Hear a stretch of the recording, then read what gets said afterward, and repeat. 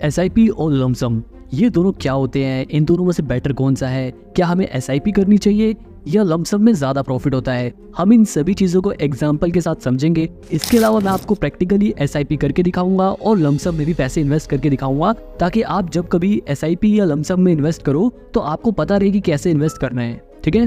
और वीडियो के लास्ट में मैं आपको कुछ बहुत ही इंपॉर्टेंट पॉइंट्स भी बताऊंगा जिन्हें आपके लिए जानना बहुत ही ज़रूरी है। तो इस वीडियो की शुरुआत हम बिल्कुल स्टार्टिंग से करते हैं और समझते हैं सबसे पहले एसआईपी और लमसम को। देखो, इन्हें समझने का सबसे आसान तरीका है कि सबसे पहले इनके नाम को समझ लो। एसआईपी का मतलब होता है सिस्टमैटिक इन्वेस्टमेंट प्लान। इसके नाम से हमें ये पता चल रहा है कि ये एक इन्वेस्टमेंट प्लान है जो सिस्टमैटिक है। अब ये सिस्टमैटिक क्या होता है, कैसे होता है, हम इसे समझते हैं। एसआईपी में क्या होता है, हम एक डेट फिक्स करते हैं। सपोज करो मेरी सैलरी आती है महीने की लास्ट में 30 तारीख को, तो मैं ये डिसाइड किया कि मैं हर महीने की 1 तारीख को एसआईपी करूंगा। मैंने एक डेट सिलेक्ट कर ली 1 तारीख, और मैं हर महीने कुछ पैसे इन्वेस्ट कर रहा हूँ, एसआईपी कर रहा हूँ। तो ये एक सिस्टम बन गया कि मैं हर महीने 1 तारीख को पैसे इन्वेस्ट कर रहा हूँ। तो ये एक सिस्टम बन गया, इसलिए हम इसको बोल रहे हैं सिस्टमैटिक इन्वेस्टमेंट प्लान। ठीक है।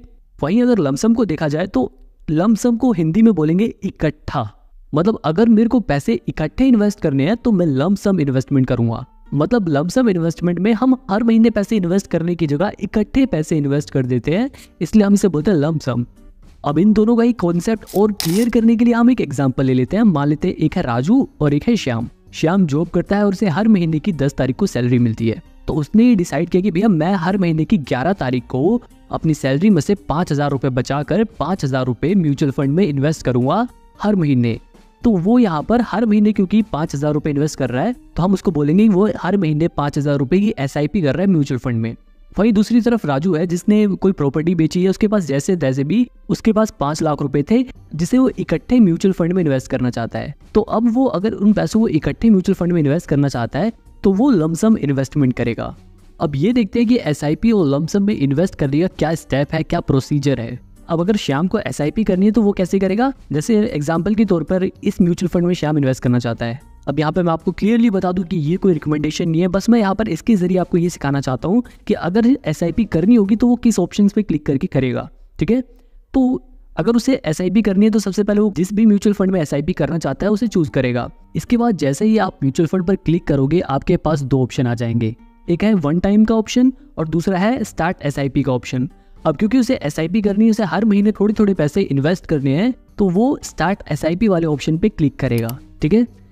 स्टार्ट एसआईपी पे क्लिक करने के बाद अब उसे अमाउंट डालना होगा कि वो कितने रुपए की एसआईपी करना चाहता है। जैसे कि वो 5,000 रुपए की एसआईपी करना चाहता है तो वो 5,000 रुपए पे क्लिक करेगा। इसके बाद नीचे देखो एक ऑप्शन दिखा रहा है एसआईपी डेट। अब यहाँ पर उसे ये सिलेक्ट करना है कि वो हर महीने की किस तारीख को एसआईपी करना चाहता है। तो उसे डेट सिलेक्ट करने के लिए इस कैलेंडर वाले ऑप्शन पे क्लिक करना है। इसके बाद मोबाइल में कैलेंडर का ऑप्शन खुल जाएगा जहां पर वो डेट सिलेक्ट कर सकता है। क्योंकि हमारे एग्जांपल के अकॉर्डिंग श्याम हर महीने की 11 तारीख को एसआईपी करेगा तो वो यहाँ पर 11 सिलेक्ट कर लेगा। ठीक है।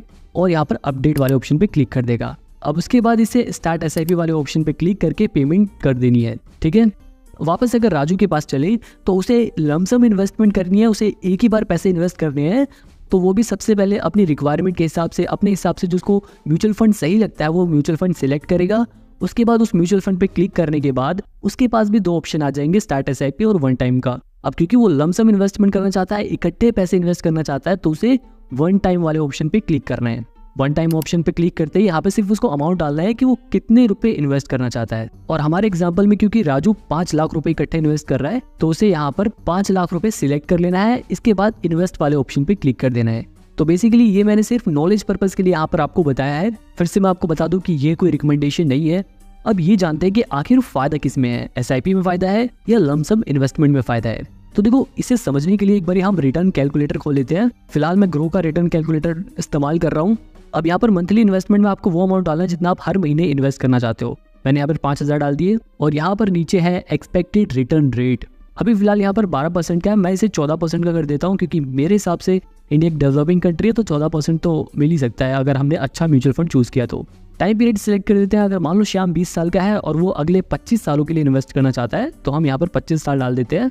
तो 25 साल में श्याम टोटल 15 लाख रुपए इन्वेस्ट कर रहा है और उसके 15 लाख रुपए लगभग 1,36,36,00,000 रुपए हो जाएंगे।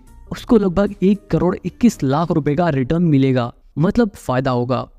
मैंने टाइम पीरियड 25 साल इसलिए लिया है क्योंकि मेरे अकॉर्डिंग अगर वो 20 साल से इन्वेस्टमेंट स्टार्ट कर देता है और 25 साल तक वो 45 का हो जाएगा, उसके बाद उसके पास इतना पैसा रहेगा कि वो आराम से इनमें से कुछ पैसों को इस्तेमाल भी कर सकता है और कुछ पैसों को दोबारा से री इन्वेस्ट कर सकता है। हालांकि अगर हम इस टाइम पीरियड को बढ़ा दें, अगर मान लो वो 25 साल की जगह 30 साल तक पैसे इन्वेस्ट करता है, तो ऑलमोस्ट उसे 2 करोड़ 60 लाख रुपए का फायदा हो जाएगा।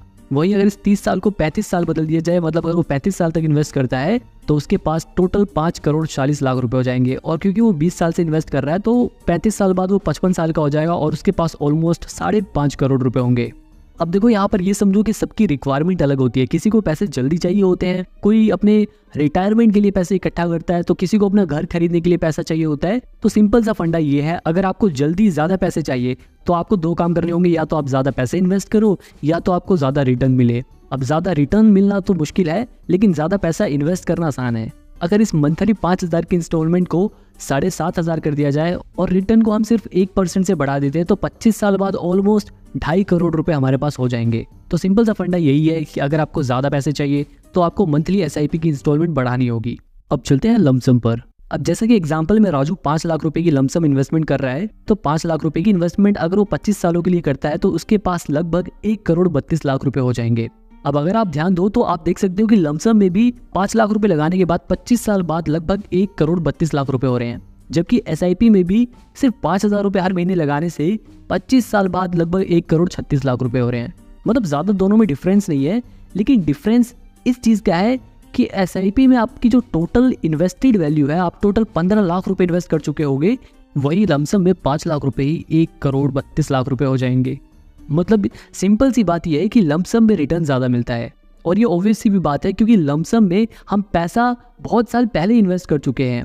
अब क्योंकि वो बहुत सारा पैसा कंपाउंड होने की वजह से उसका रिटर्न बहुत ज़्यादा बढ़ गया है।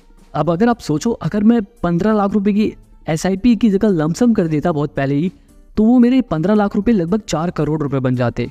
लेकिन बात तो वही है, सबके पास 15 लाख रुपए इकट्ठे नहीं होते। इसलिए हमें इस एग्जाम्पल को देखकर ये पता चलता है कि SIP उनके लिए बेस्ट है जिनके पास इकट्ठे पैसे नहीं हैं। जो थोड़े थोड़े पैसे इन्वेस्ट करना चाहते हैं उनके लिए SIP बेस्ट है, क्योंकि इसको हर महीने पैसे इन्वेस्ट करने हैं। लेकिन अगर आपके पास इकट्ठे पैसे हैं और आप उसे कहीं इन्वेस्ट करना चाहते हैं, आपको उन पैसों की ज़रूरत नहीं है अभी, आप उन्हें भविष्य के लिए बचाना चाहते हैं, तो बैंक में रखने से अच्छा है कि आप उन्हें म्यूचुअल फंड में लमसम में इन्वेस्ट कर दें। और कमाल की बात यह है कि लमसम में ज़रूरी नहीं है कि आपके पास लाखों रुपए हो, आप कुछ हज़ार रुपये भी 5-10 हज़ार रुपये भी लमसम में इन्वेस्ट कर सकते हो, इसमें भी कोई प्रॉब्लम नहीं है। ठीक है, अब सबसे इंपॉर्टेंट बात जो मैं आपको बताने वाला हूँ वो आप हमेशा याद रखना, चाहे आप SIP करो चाहे आप लमसम करो।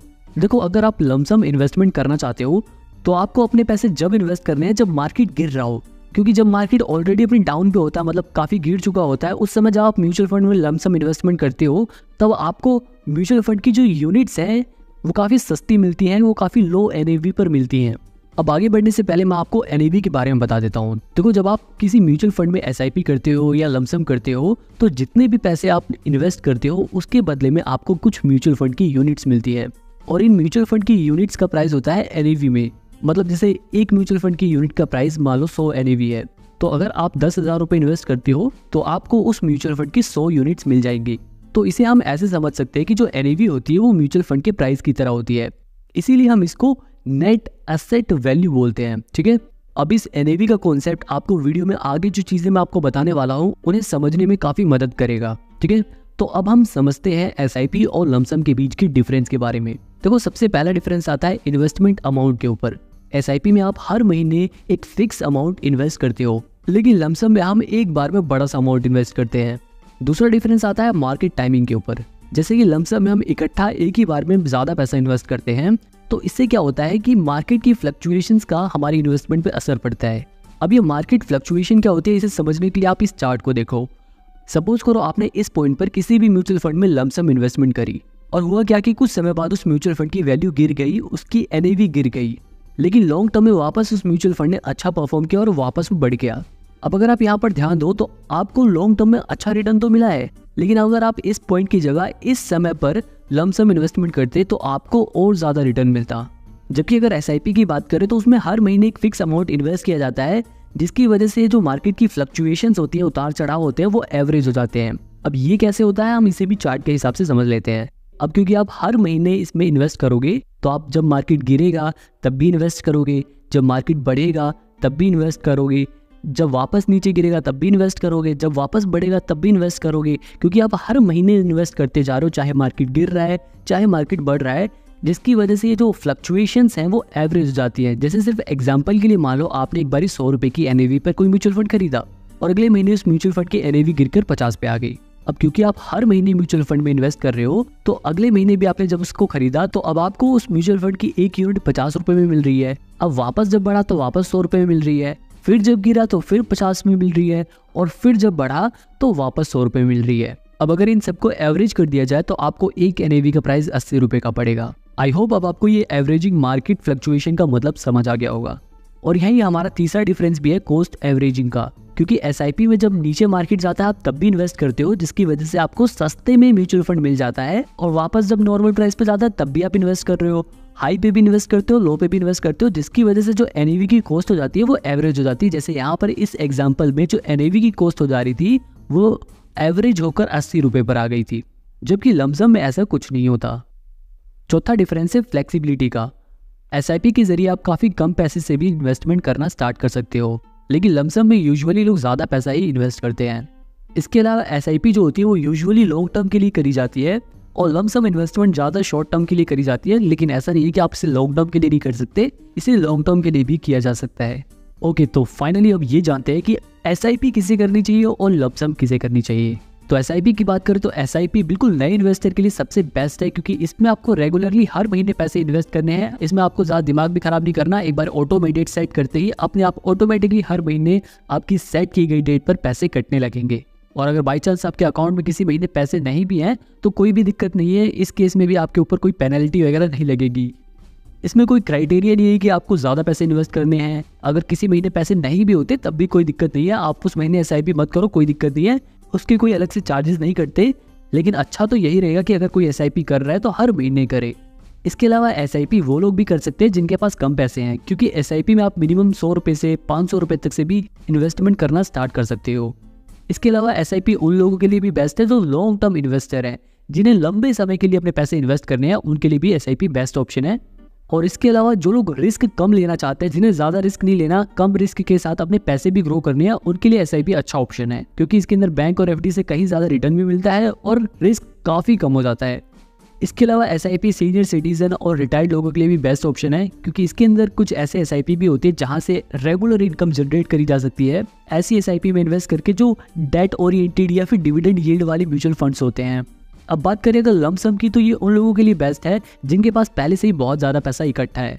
जैसे कि अगर कोई प्रॉपर्टी बेचने में पैसा मिलता है या बोनस मिल गया किसी महीने, तो आप एकदम से मिले उस ज़्यादा पैसे को लमसम में इन्वेस्ट कर सकते हो। इसके अलावा लमसम उन लोगों के लिए बेस्ट ऑप्शन है जिनके पास पैसा पड़ा हुआ है और उनको मार्केट अपॉर्चुनिटी मिल गई। जैसे कि मान लो अगर मार्केट गिरा और आपके पास पैसा पड़ा है तो आप उसमें लमसम इन्वेस्टमेंट कर सकते हो, क्योंकि उस समय आपको लो NAV पर भी म्यूचुअल फंड की ज़्यादा यूनिट्स मिल जाएंगी, जिससे आपको लॉन्ग टर्म में और ज़्यादा फायदा हो जाएगा। इसके अलावा जो लोग थोड़ा ज़्यादा रिस्क लेना चाहते हैं उन लोगों के लिए भी लमसम अच्छा ऑप्शन होता है, क्योंकि जैसा कि मैंने आपको ऊपर राजू का एग्जांपल दिया था, इसके अंदर ज़्यादा रिटर्न भी मिल सकता है। पर ध्यान रहे, रिस्क इसलिए है क्योंकि इसके अंदर मार्केट वॉलेटिलिटी भी, मार्केट की फ्लक्चुएशंस भी फेस करनी पड़ सकती है। तो अब आपको जल्दी से इनका क्विक डिफरेंस बता देता हूँ। एक तरफ SIP, एक तरफ है लमसम। सबसे पहली क्राइटेरिया की बात करें तो इन्वेस्टमेंट अमाउंट। SIP में आप एक फिक्स अमाउंट चाहे कम या ज़्यादा रेगुलर इंटरवल पर इन्वेस्ट करते हो, लेकिन लमसम में आप एक बड़ा सा अमाउंट एक ही बार में इकट्ठा इन्वेस्ट कर देते हो। मार्केट टाइमिंग की बात करें तो SIP में हम मार्केट की फ्लक्चुएशंस को एवरेज आउट कर सकते हैं, लेकिन लमसम में मार्केट फ्लक्चुएशंस हमें झेलनी पड़ सकती है। इसके अलावा कॉस्ट एवरेजिंग की बात करें तो SIP में कॉस्ट एवरेजिंग का बेनिफिट मिलता है, लेकिन लमसम में ऐसा कुछ नहीं होता। फ्लेक्सिबिलिटी की बात करें तो SIP ज़्यादा फ्लेक्सिबल है और लमसम कम। टाइम होराइजन की बात करें तो SIP लॉन्ग टर्म के लिए बहुत ही बढ़िया है, वहीं लमसम की बात करें तो ये शॉर्ट टर्म गोल्स के लिए एक बहुत बढ़िया इन्वेस्टमेंट ऑप्शन है। इसके अलावा रिस्क टॉलरेंस की बात करें तो SIP उन लोगों के लिए बेस्ट है जो कम रिस्क लेना चाहते हैं, और लमसम उन लोगों के लिए बेस्ट है जो थोड़ा ज़्यादा रिस्क लेकर ज़्यादा रिटर्न कमाना चाहते हैं। इन्वेस्टमेंट गोल के बारे में बात करें तो SIP उन लोगों के लिए बेस्ट है जिनका इन्वेस्टमेंट गोल लॉन्ग टर्म का है, और लमसम उन लोगों के लिए बेस्ट है जिनका इन्वेस्टमेंट गोल शॉर्ट टर्म का है। अब वीडियो खत्म करने से पहले मैं आपको कुछ ज़रूरी चीज़ें बता देता हूँ, ताकि चाहे आप SIP करो या लमसम इन्वेस्टमेंट करो, इन बातों का ध्यान रखकर इन्वेस्टमेंट करो। सबसे पहले आपको अपना इन्वेस्टमेंट गोल क्लियर करना चाहिए कि आप जो इन्वेस्टमेंट कर रहे हो वो वेल्थ क्रिएशन के लिए कर रहे हो, या फिर आप रिटायरमेंट प्लानिंग के लिए कर रहे हो, या फिर कोई घर खरीदने के लिए कर रहे हो, आपकी जो इन्वेस्टमेंट है वो आपके इस गोल से मिलनी चाहिए। दूसरी ज़रूरी बात है, आपको अपनी रिस्क टॉलरेंस पता होनी चाहिए। अगर आप अपने उन पैसों से ज़्यादा रिस्क नहीं ले सकते तो आपको SIP में इन्वेस्ट करना चाहिए, और ऐसी जगह SIP भी करनी चाहिए जहाँ पर रिस्क कम हो। इसके अलावा जिस भी म्यूचुअल फंड में आप SIP या लमसम करने वाले हो, उस म्यूचुअल फंड की पास्ट परफॉर्मेंस को ज़रूर देखो कि पिछले कुछ सालों में उस म्यूचुअल फंड ने कैसा परफॉर्म किया है। इसके अलावा इस बात का भी ध्यान रखो कि उस म्यूचुअल फंड का फंड मैनेजर कैसा है, उसको कितना एक्सपीरियंस है, वो कैसा काम करता है। इस फंड मैनेजर के बारे में और उस फंड के बारे में सारी डिटेल आपको उस म्यूचुअल फंड की डिटेल्स में मिल जाएगा। इसके अलावा एग्जिट लोड को भी हमेशा ध्यान में रखो, क्योंकि इससे ये पता चलता है कि जब आप उस म्यूचुअल फंड के पैसे को निकालोगे तो आपके ऊपर कितना एग्जिट लोड का चार्ज लगेगा। इसके अलावा एक लिक्विडिटी के बारे में आपको और बता देता हूँ कि कुछ म्यूचुअल फंड ऐसे भी होते हैं जिनमें कुछ सालों का लॉक इन पीरियड होता है, मतलब कुछ सालों तक उसमें से आप अपने पैसे नहीं निकाल सकते। तो इस बात को भी ध्यान में रखकर ऐसे ही म्यूचुअल फंड में इन्वेस्ट करो अपनी ज़रूरत के हिसाब से। आई होप अब आपको SIP और लमसम के बारे में काफ़ी कुछ पता चल गया होगा। अब चैनल को सब्सक्राइब करके आप इस वीडियो को अपने उन दोस्तों के साथ शेयर कर सकते हो जो लोग इन्वेस्टमेंट करना चाहते हैं।